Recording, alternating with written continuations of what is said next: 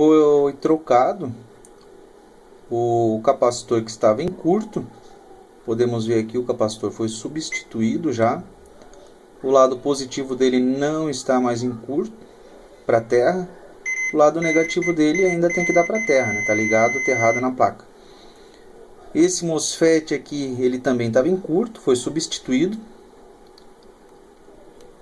Esse MOSFET aqui, depois de substituído o capacitor, eu só consigo medir curto nele se eu pegar as duas ponteiras do MOSFET e medir de dreno para source.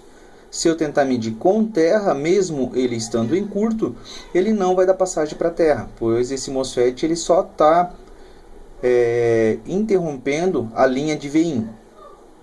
Então, na linha de VIN não tem contato direto com a terra. A única coisa que acontecer, ele ia estar conduzindo sempre direto. Ele sempre ia estar conduzindo direto. Vamos ligar agora a fonte. Passar para tensão.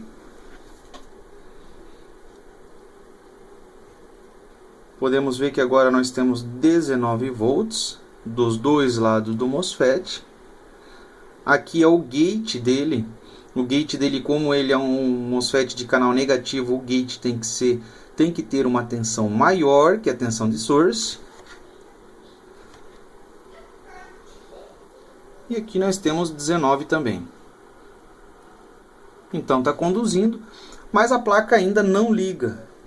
A placa ainda não liga. Essa placa que foi derrubado um líquido nela, foi derrubado o líquido e ela veio a dar problema em várias partes. Eu vou pausar o vídeo para virar a placa, logo nós voltamos. Pronto, pessoal, voltamos, aí já virei a placa.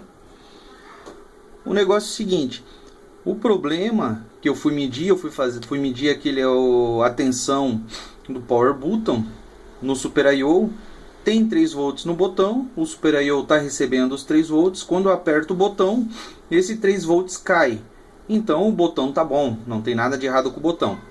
Eu fui verificar a tensão de alimentação do Super I/O e eu verifiquei que ele não tem 3 volts de alimentação, ele não está sendo alimentado.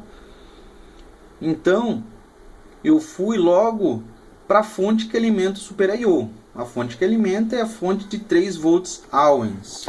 E essa 3 volts Owens é alimentado pelo TPS 51125. Problema com foco aí. Como eu falei, esse cara aqui é responsável por 3 volts Owens. Podemos ver aqui 3 volts Owens e a tensão também de 5 volts Owens. Então eu tenho que medir o que faz habilitar essas tensões nesse cara aqui. Esse cara aqui, como vocês sabem, ele é o PWM de 3 e 5 volts. Ele é o TPS 51125. Tem placas que utilizam esse TPS 51125. Mas só que tem placas que não utilizam essas 3 e 5 volts como Owens. Essas tensões são secundárias. Ele utiliza essas tensões aqui, ó, VREG 5 e VREG 3 para poder startar a placa. Depois de startar, ela ativa as fontes. Mas essa placa aqui não. Tava vendo no esquema, tá escrito que essas tensões são Owens somente quando ela está conectada na rede AC. Quando ela está na bateria, essas tensões não são Owens, elas não estão sempre ligadas. Então nós vamos ter que medir o pino 16, que é pino de VIN, o pino de Enable. Esse pino de Enable, ela vai habilitar os LDOs, né, os reguladores lineares internos de VREG 3 e VREG 5. Podemos ver a tensão também REF, a tensão de 2 volts de um regulador de tensão interno também. Ela serve como referência para Tom Cell. Tom Cell vai habilitar a frequência de saída do PWM.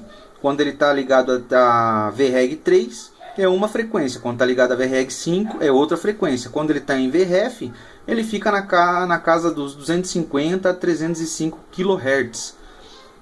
Então essa é a frequência que nós temos que ter no PWM. Logicamente, a fonte de 5 vai ter uma modulação maior que a de 3, mas a frequência vai ser a mesma para os dois. E eu tenho que olhar esses pinos aqui. O N-trip 2 e N-trip 1.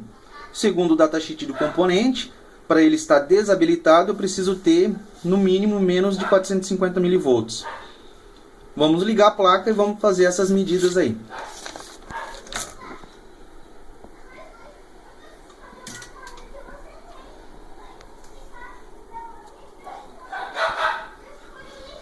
Deixa eu colocar o multímetro. Vamos medir então as tensões do PWM. Vamos começar pelo pino 16, que é o pino de VIN. O primeiro aqui é 13, 14, 15, 16. Podemos ver que tem 19 volts. VIN está sendo alimentado. O primeiro pino é o pino de Enable. Podemos ver que também tem tensão no pino de Enable. Então ele está habilitando as tensões de 3 e 5 volts e VREF. Vamos olhar então o pino 17. É o próximo, depois do 16. Podemos ver que tem 5 volts de VREG 5. Vamos olhar agora o pino de VREG 3, que é o pino 8. Vamos ver aqui.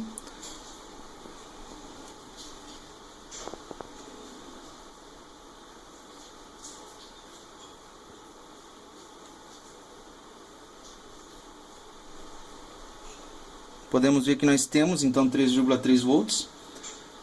Agora nós vamos olhar o pino 3. O pino 3 é o nosso VREF, que precisa ter 2 volts. Então todas as tensões estão certas. Então vamos verificar o pino de N-trip 1 e N-trip 2, que habilitam as duas fontes, a fonte de 3 e a fonte de 5 volts. Essa é a N-trip 1, temos tensão na N-trip 1. Vamos ver a N-trip 2, também temos tensão na N-trip 2. Mas nós não temos PWM, não temos tensão. Todas as tensões do PWM estão corretas. Vamos medir aqui se tem algum PWM no MOSFET.